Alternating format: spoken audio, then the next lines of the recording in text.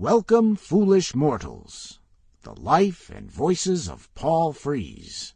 Revised edition. Written by Ben Ohmart. Foreword by June Foray. Afterword by Keith Scott. Narrated by Fred Frees. For my father, for all your loving support. Foreword. Surprisingly, I hadn't met Paul Frees until we came together for the Rocky and Bullwinkle sessions.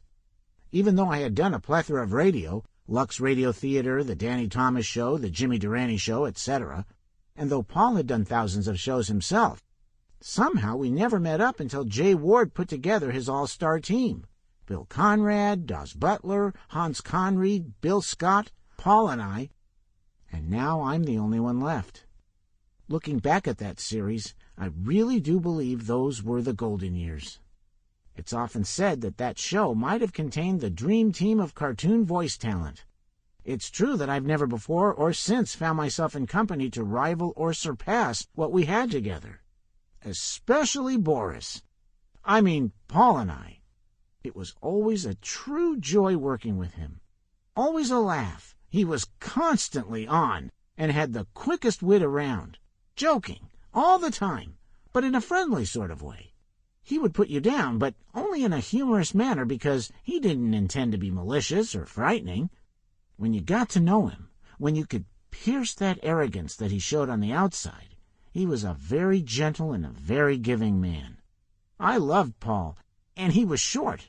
He, Dawes, and I were comparable as far as height was concerned, but I hope we were equal as far as talent, too. We had fun at and with the Bullwinkle sessions. The longer we stayed there, the better. The recording was only incidental. We enjoyed every moment since we all grew up together. After we did Rocky and his friends, we did George of the Jungle and Tom Slick and Super Chicken. And we did all those Captain Crunch commercials. I was Brunhilde. We were just a wonderful, close-knit company and family. And we knew all of Paul's wives, except the first one, since she died so early. For Rocky, we always read the script first around the table, and then we did only one take. That's what professional people do. We were from radio. We would read a script through for time, then we just did it.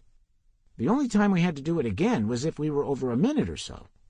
We were locked in as far as time was concerned because we did 2 Bullwinkles and then a fractured fairy tale or Aesop's Fables per palaver. Paul might joke around for half an hour, then do the whole scene in 2 minutes. He and Bill Conrad would just... Sample complete. Ready to continue?